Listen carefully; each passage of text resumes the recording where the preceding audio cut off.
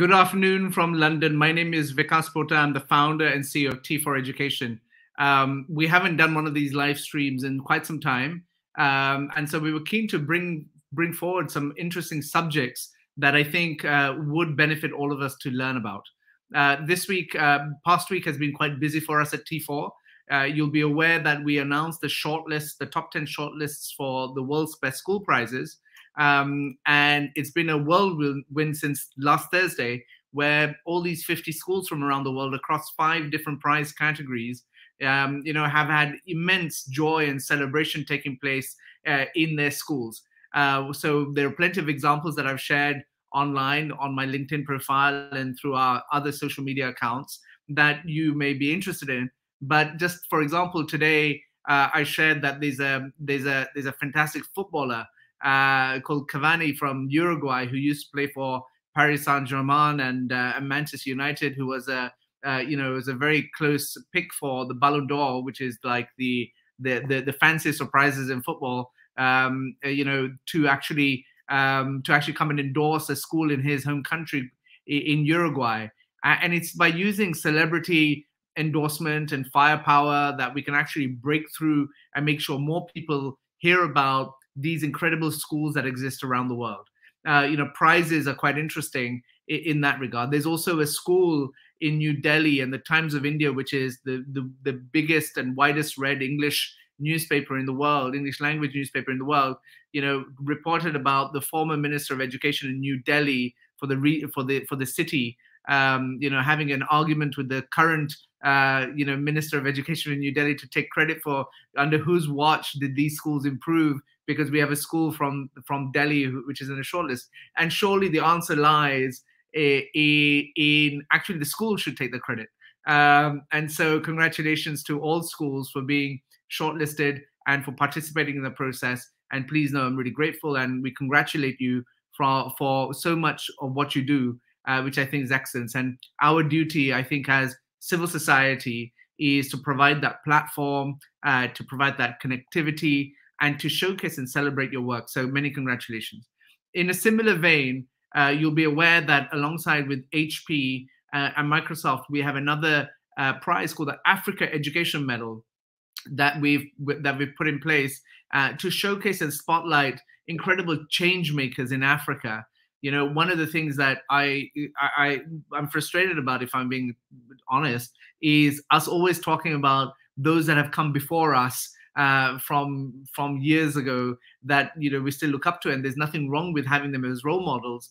But actually, some of the most amazing things that are happening today are led by people who live amongst us. And so by providing a spotlight and providing a platform to them, our effort is quite simply to showcase their excellence and try to galvanize support through our platforms to accelerate their work. And so today, we have 3 such individuals who have been shortlisted in the Africa Education Medal to join us. And they come from diverse backgrounds from 3 different countries, and they do just the most incredible work. And what we wanted to use this opportunity for was to actually tell you a little bit about them and introduce you to them, and actually see if you can actually hold hands with them to further their causes and what they've committed themselves to. These are incredible leaders. They've demonstrated leadership. They've demonstrated their ability to advocate, and there's ample evidence of their impact.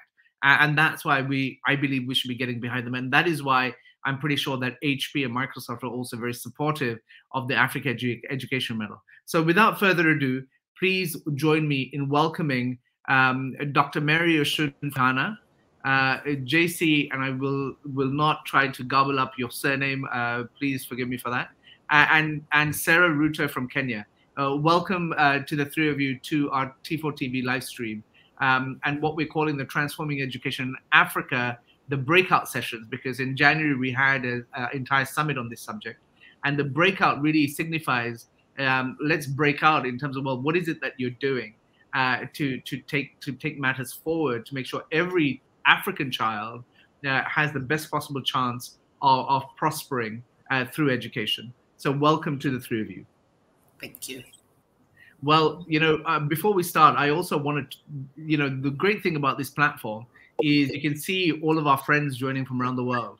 And so I just want to give some shout outs to say, and if you are watching from somewhere, wherever you're watching from, why don't you weigh in and tell us where that is? So, for example, Kay Famuz, hi from Nigeria. Well, thank you for joining, Kay. I know you're watching on Facebook. Kalyani, who's a country ambassador, is in India. Thank you so much. Mahmood is from Ghana. I don't know if you know Mahmood, Mary. We have Nora. I can't tell which flag that is. Can you? But lovely to see you here. Vivian is from Johannesburg in South Africa. So much. Thank you so much for participating. We have Tunisia being represented, which I think is fantastic, right? I think you pronounce it Unia from Uganda. Thank you so much for coming. Adriana, I don't know where you're from. I think you're from the Balkans. But if you don't mind just putting a comment where you're from, that would be great. My old friend and mentor, Marjorie Brown from South Africa. Hello. Just the most incredible educator, one of the most incredible educators I've ever met. Thank you so much for joining, Marge. Alejandra is from Argentina, and she's saying, yes, there's 2 schools from Argentina. Yes, in our World's Best School Prizes. Wonderful. This gentleman is from Nigeria. My colleague is watching from Buenos Aires. It's supposed to be a day off, I'm pretty sure, for you, Marin. But thank you for joining. George is obviously from Lebanon, as he says. And so thank you for joining, George. Forgive me, I don't speak Arabic. I don't know what your name is, but hello from Egypt. Thank you so much for joining in.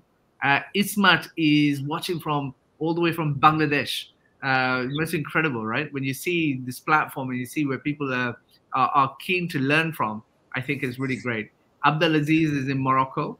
Fantastic to see you here. Yvonne is from Kenya. Go Kenya. As someone who's born in Kenya, I'm very proud of everything that happens. And Sarah, I know everyone is, forgive the pun, but rooting for you, Ruto. And on it goes. And so as we go on, we'll have a lot more opportunity to do more of this. So thank you everyone for actually coming forward and saying where you're from. Without further ado, I want to introduce Sarah first. Sarah, you were until recently the CEO of the PAL Network. You're a Deputy Minister of Education in Kenya, and now you've turned your hand to philanthropy. Sarah, tell us about what motivates you in particular on education, and not just motivates you, but what drives you. We're keen to know. Your work is exemplary, and we've known about it for quite some time. So I'm really glad that the Africa Education Medal can spotlight what your life's mission has been. But Sarah, please weigh in. Thank you very much, Vikas. I'm very glad to be here. Maybe I can add one other identity that I think is very important, and that is I started as a teacher and a researcher, working in the university for 15 years. So I think I have had 4 different spaces in which I have worked, and I feel very fortunate that in all of them, it has been on the same theme of education. Very early on, when I was still finding my space in the world, wondering what I need to do, I stepped on the idea of school reform and the idea of trying to ensure that every child gets a right to education came in very early on. And I'm very glad that along the journey, I met other people who had thought about this in a better way. So I did not need to start many things. We borrowed a methodology from India when I was doing what I was very incredible work under Uwezo. Tunaangalia uwezo wa watoto kusoma, capability of every child to read, not because it is the end, but because it is the conversation starter. So I think what motivates me is that I believe in the fact that all of us have agency. And we are a small speck in this universe, a very small speck in a given time. And at that given time, I think you have a responsibility to do what you can. I found myself in the field of education. I love it. Even when I joined government, I was still put in education. So I have had a love affair in this theme, and I have a belief that I can do something, however big, however small, and my passion is my life. And it is about ensuring that every child has the ability to read, because once they can read, they can own themselves and they can own their community, they can own their world, they can be what they want to be through this very small thing. And that is what motivates me. I mean, Sarah, you've touched on so many different points which I want to speak about. So we talk about education reform at a systems level, and you really tried at that. You know, if there was and frankly, it would be unfair for me to ask whether you succeeded or failed, because I don't see many successes around the world in that subject. But what are the key learnings that you've had on how you effect change on a systems basis?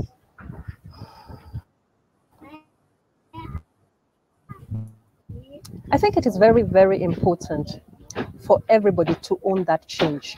And this means that when you are starting about a change process, you can hear a child speaking, so you have to invite that voice.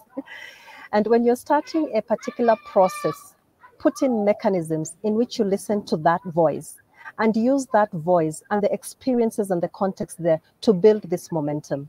Many people will not participate in something if they feel they are not part of it and have not contributed to it. So in many of the processes that have been successful, they are the ones that began from the bottom up, then going out. And that is why when you do that, I think it is easier to bring together what matters most and use that, moving from that point of comfort to the new point of discomfort, because change is also about addressing the uncomfortable things. Not everything will be nice and cozy.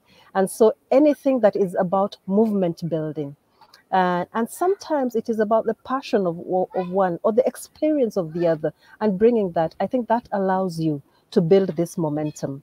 But it is not, it is very uncomfortable for many, but when you look back, I think anything that looks difficult in the moment often has bigger rewards. And so that is why I'm not, I never shy away too much, and I do not feel too uncomfortable when we are faced with things that did not go right. Because the one thing for sure is that you learn from it. I think the biggest problem we have is we make the old mistakes. But if you make a new mistake, I think that's fine, because that's a learning journey, so to speak. Sarah, I'm going to come back to you, but the two questions I have for you, and I know that you're a very reflective person, is I want you to think about, because the question will be, what do you think your biggest success has been, and what do you think your biggest failure has been, okay, through your work? And so I'm going to come back to you on that. So just park it for now. But I want to go to JC. JC, you know, you've done the most incredible work in Rwanda, and by leading this NGO, you have given hope to young people. You really brought a focus to it. But actually, you blew us all away recently when we were talking to you for the Africa Education Medal, where you know, mischievously I asked you, saying, JC, do you know anyone famous? And you came forward and said, actually, I do. And you said it with, like, you know, muted voice. And you know, when we announced the shortlist soon after, you know, Hollywood starlet Charlize Theron came out in support of you, which must have been quite amazing. JC, tell us about your work and the impact of perhaps the Africa Education Medal on you and your organization. Well, thank you so much for having me on this platform. It's such an honor to be here with everyone, with Sarah, Dr. Mary, and yourself, Vikas. Our work, I run a youth village called Agahozo. Agahozo in Kinyarwanda means drying tears, and Shalom means peace. And this is because of the genocide we had 29 years ago, and we lost so many people, including children. And this village was built as a response to the genocide against the Tutsi. Now, it was built by an American lady, and like the work of any INGO, we heavily rely on donors and partners who believe in the work that we are doing. So now, being recognized as one of the 10 nominees for the Africa Education Medal was like exponential increased visibility, not necessarily on myself, but I think on the organization that I happen to lead. And I think this is probably one of the best avenues best things for all of us, because it vindicates the work that we do.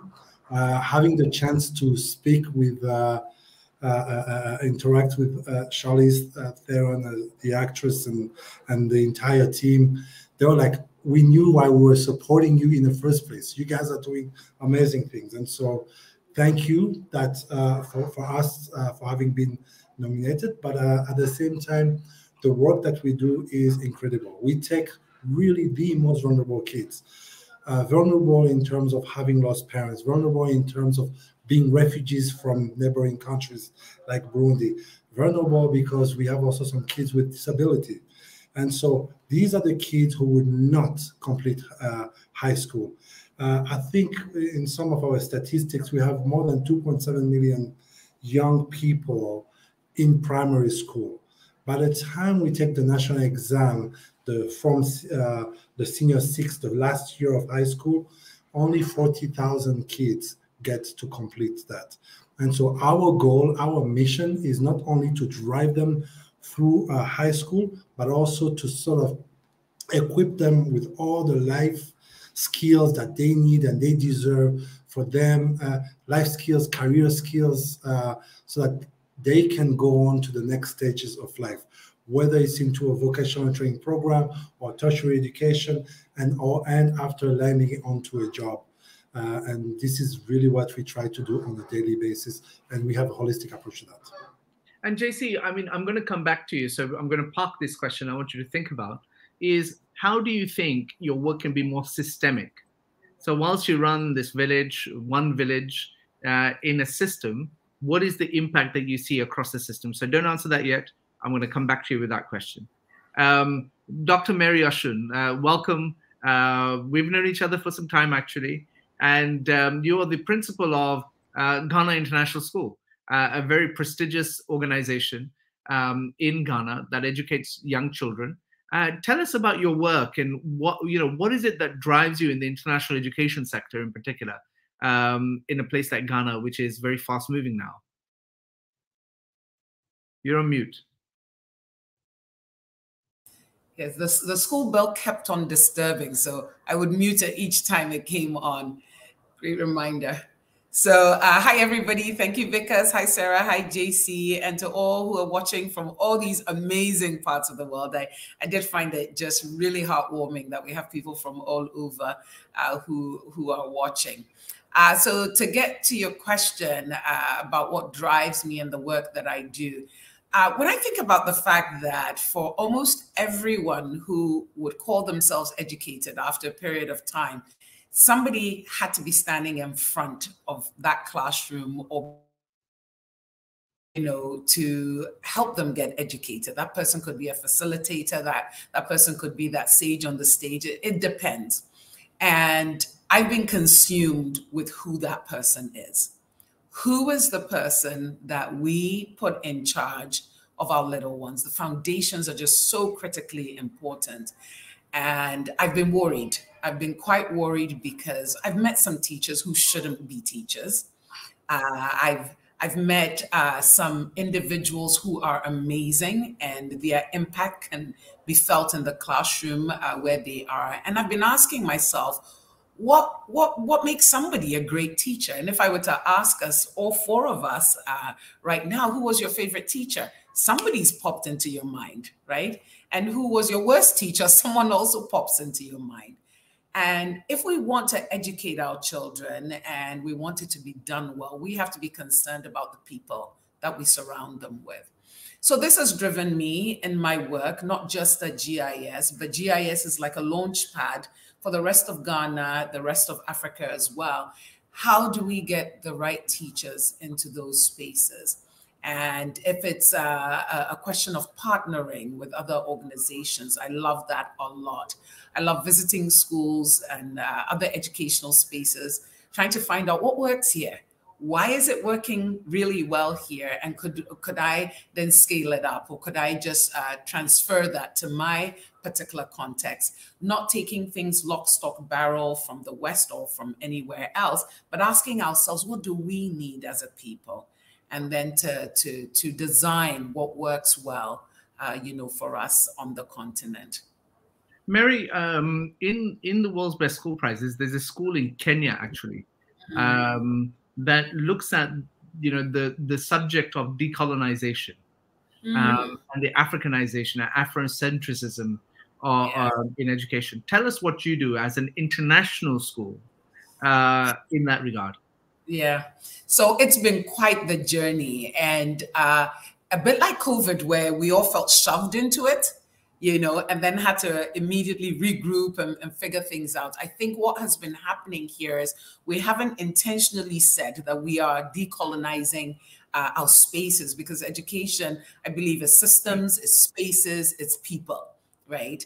But what we have seen happening to our school is that since the 80s, when we had these coups d'etats and a lot of families, international families, moved away from Ghana, they didn't quite come back in the same way that they were here.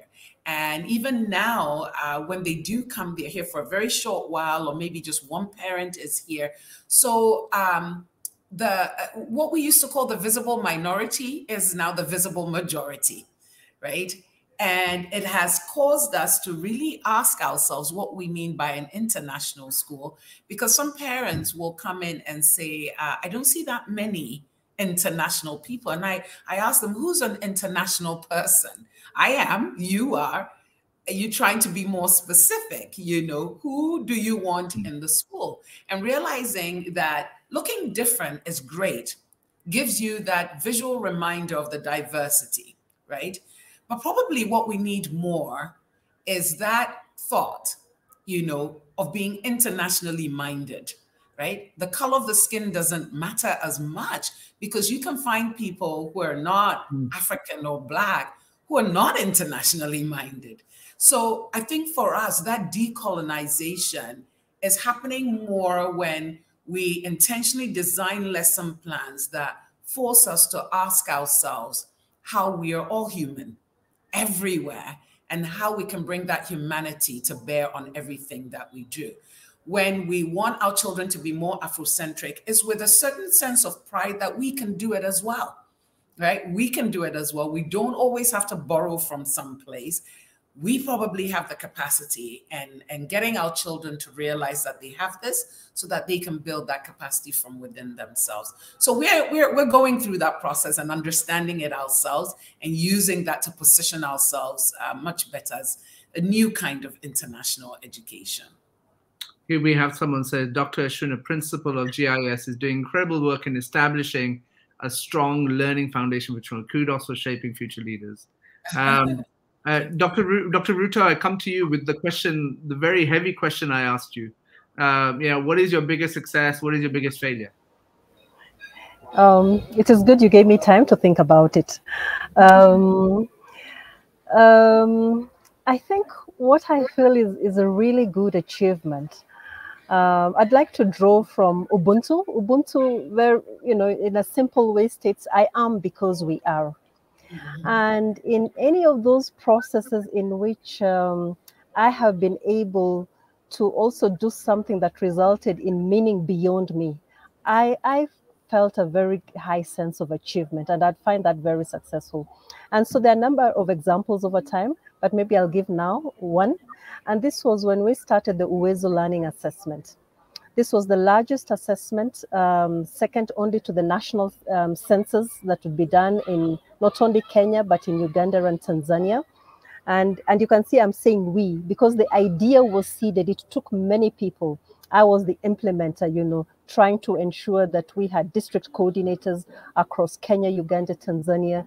And through putting forth a process in which many researchers, I had been in the university before, and a lot of educational research would be done in schools and institutions.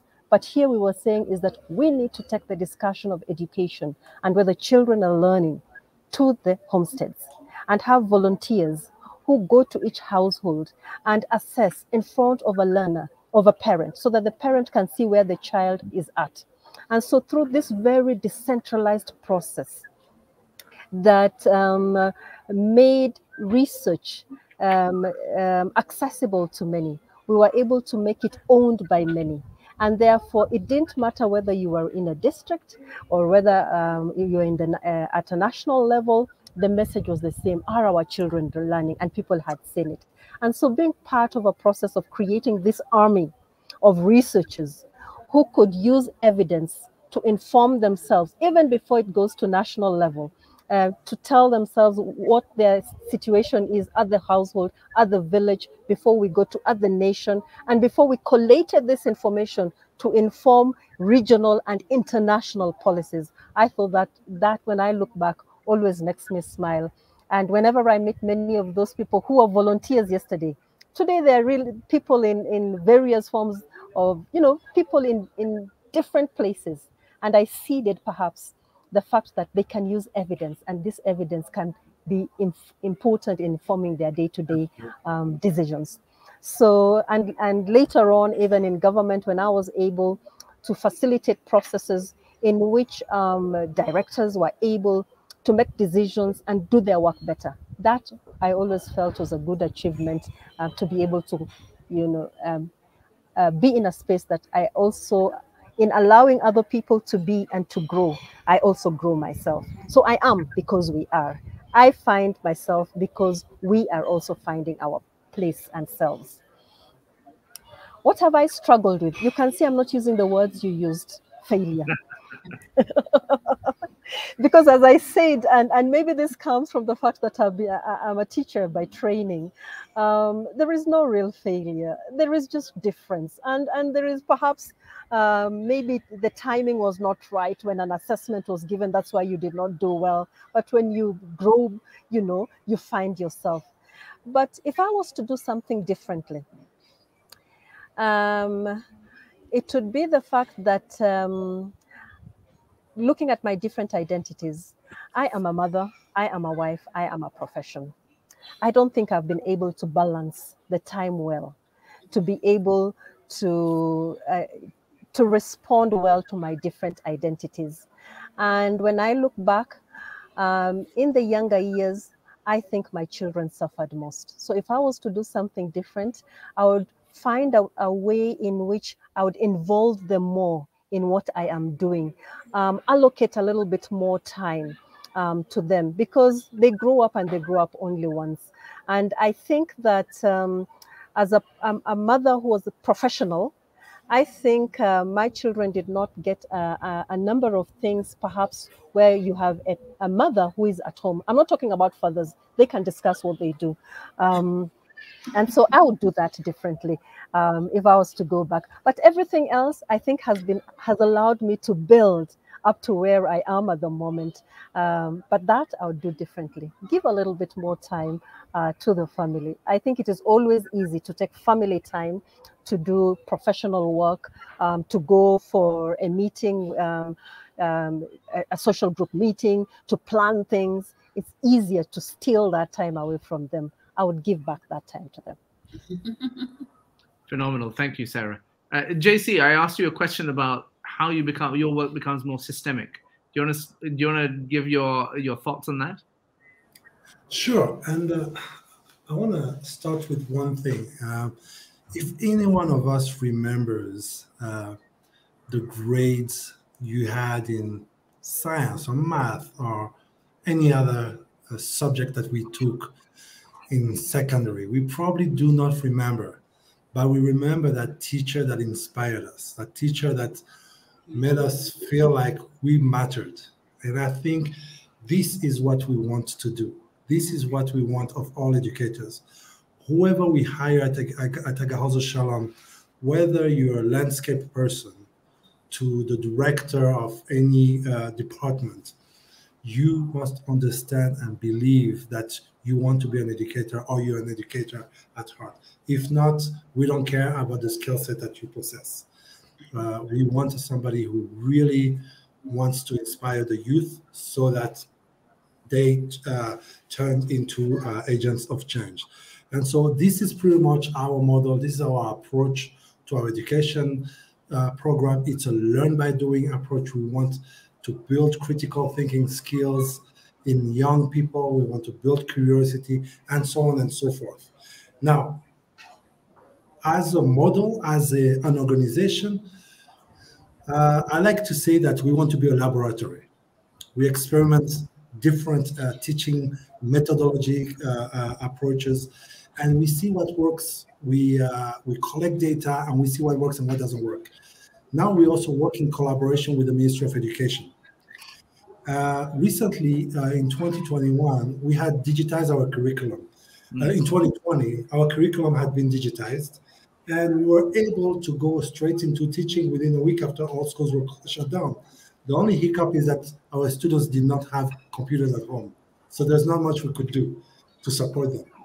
And so because of the background where they come from. So what we did then, we reached out to the Ministry of Education and said, this is what we want to do. And I think there is something that the MasterCard Foundation is supporting, and this is where we want to go. With the Ministry of Education, we were able to look at teachers, because we know if we want to take care of the child, we first need to take care of the teacher. And so Ministry of Education supported us in identifying about 500 teachers in about 150 schools. And we brought them to Agahozo Shalom to train them throughout the entire COVID period. On curriculum digitization, teaching methodology. And this program has done wonders in all the different communities that not only close to us, but in all 30 districts of the country. And as a result, we said, this is great. So we went and reached out to the Carnegie Mellon University that has a campus in Kigali. And we said, listen, we have 500 teachers having trained, and you know how it goes with training.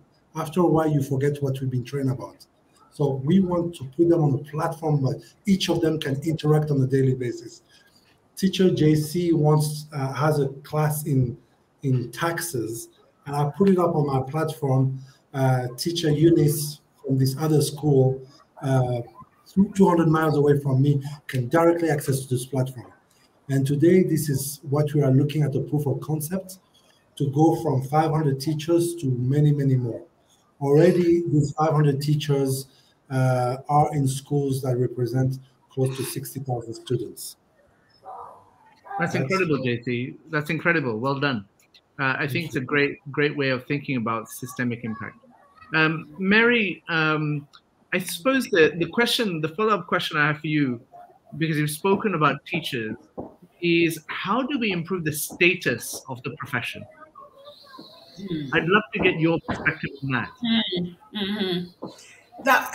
And I spoke, I think earlier on, I was telling you that I spoke to university. Sarah, did we lose? Okay. All right. I noticed it was just Sarah and I on the call. Yesterday, I spoke to university students in a Masters of Education program. And there was one student, it was a very small class, no more than 15 students. And one lady afterwards, the feedback that she was giving in the class, she said, I was going to quit at the end of this year. And now I've changed my mind after the lecture that I gave. And I said, which part of the lecture made you change your mind? She goes, everything, but you made me so proud to be a teacher, right? And I think restoring the status of teachers needs to start with teachers themselves. We've got to believe that we're superheroes, all right? We've got to believe that the work we do is incredible. You can't force people to give you a certain status, right? You've already got to be occupying that space and give them reason to look up to you, put you on that pedestal. So a lot of the work that I do here in Ghana, not just at my school, but at the other schools that I work at, or when I invite teachers over here, incidentally, just a few weeks ago, Maputo International School reached out to us from Mozambique, and they said, we want to visit your school. We're like, sure, come along. So they came, we had an amazing 2 days with them. And again, that question came up. I'm so proud of being a teacher. And I love that Sarah mentioned that as well. JC has mentioned about the impact of, teachers. We've got to get teachers to start believing it themselves. Because until they do, nobody else is going to, So a lot of empowering teachers to realize their worth, right? And in realizing their worth, that will come through in the way that they present themselves. So I can't see the name of the person that's put this, but you have a friend in the Biden administration, from the bottom up and out, a policy that wonderful. Wonderful. Now, I want to conclude on the basis of the Africa Educational Medal, and what's been the experience so far. We would love to share some highlights. So I'm going to start with JC actually, and then we'll go to Sarah, and we'll end with Mary. JC, do you want to speak a little bit about the experience so far? Yeah, the African Education Medal, when it came out, I was actually I was doing some fundraising work for Agauza Shalom, and I happened to land in Los Angeles at an event, the Charlize Theron Africa Outreach Project. And the beauty of it is everything hits the social media. It was early in the morning. I woke up to it with like hundreds of messages in my WhatsApp. I was like, what's going on? What's happening? And then I got to see that he had come out much earlier in the morning, I think in Europe and in Africa. And so it was so exciting. And then I got to sort of hang out with some superstars, and it made me look like I was a superstar on that very day. So it made me feel extremely good. I was a star for a day, but I feel like a star forever now because of this nomination. Thank you so much, JC. And of course, the education minister of your country came out in support for you, which was quite something, right? What an incredible endorsement from the education minister, with whom the ministry with which we partner on to do some of this work of training educators across Rwanda. Well, let's hope he gives you some money, for your work. You can say no comment. It's okay. No, but actually better than that. When we are working with teachers, the Ministry of Education ensures that each teacher has a laptop and there is internet at their school. So it makes our work easier. So Fantastic. That's all the money we need from the ministry, and we're excited about that. Fantastic. Well done, JC. Sarah. Thank you so much. Thank you. Quite a bit like what JC's experience has been. You know what they say? Recognition is like music to the soul. So I think first and foremost, let me say what that does to you. It makes you smile. It makes you feel, wow, this is really good. And so I'd just like to appreciate, the recognition. It must have taken people who know me to nominate me, and you feel that it's good to feel that you don't just have colleagues out there, but you have friends who want to root out for you. And I think this is a good moment to say thank you to all those people, because without them, I wouldn't be having this conversation and also creating another new network. And I connected with very many people I had not spoken to for a long time.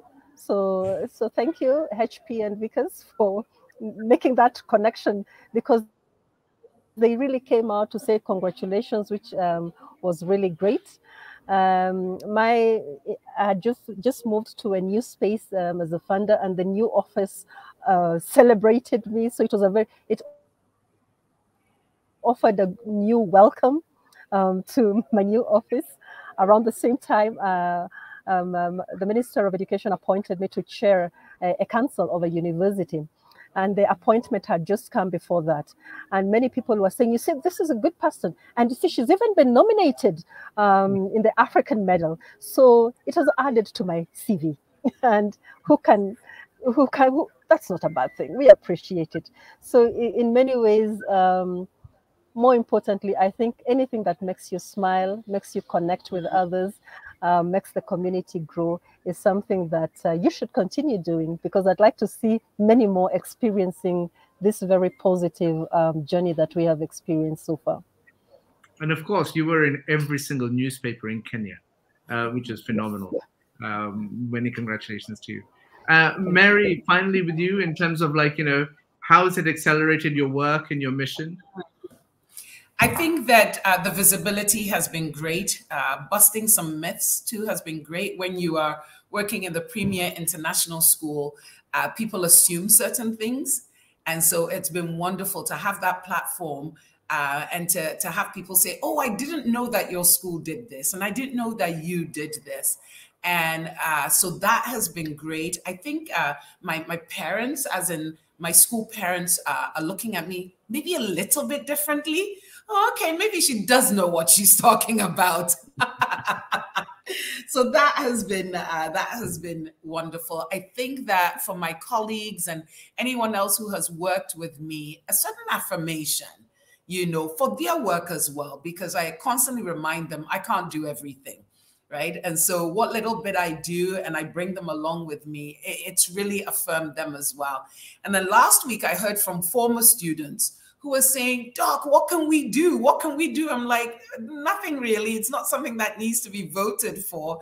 And they said, but we need people to we need people to know that you taught me in grade 3. You taught me in university. You taught me. And that just gave me this very, this breadth of experience that just reminded me, you touched a soul in grade 1. You touched a soul in high school. You touched a soul in university. And that was heartwarming. So like Sarah said, it brings a smile to your face. Sometimes you can have thankless days or what seem like thankless days. So a certain reminder that the work that you do is not just affecting those right here, but it is spreading quite wide. So yeah, great big thanks for that platform. Being invited on radio shows that I thought were just for young people. And they invite me to these radio shows. And I was sharing earlier that somebody called Dance God, some friends of mine are trying to get me to dance online with him. And I'm saying, you know what, I've got 2 left feet. It's going to be utterly hilarious. But again, another chance to show everyone that teachers can be cool. They can be fun too, right?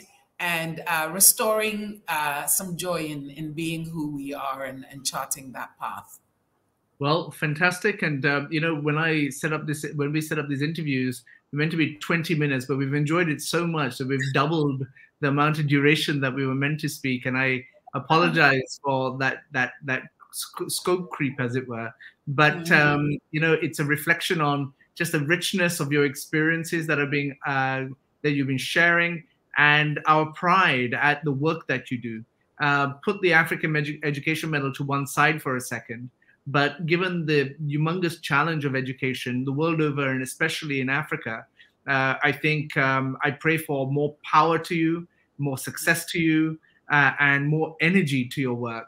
And I hope that what we're able to do is breathe some of that into your work and your organizations and your missions, so that you fly and make sure that every single child, at least in Africa, has the best potential chance of prospering and succeeding as a result of the education they receive. So please know that you have our thanks and our gratitude. And like I said, more power to you. Thank you all. And I look forward to the next conversation with some more finalists of the Africa Education Medal later this week. But on that note, thank you all and goodbye.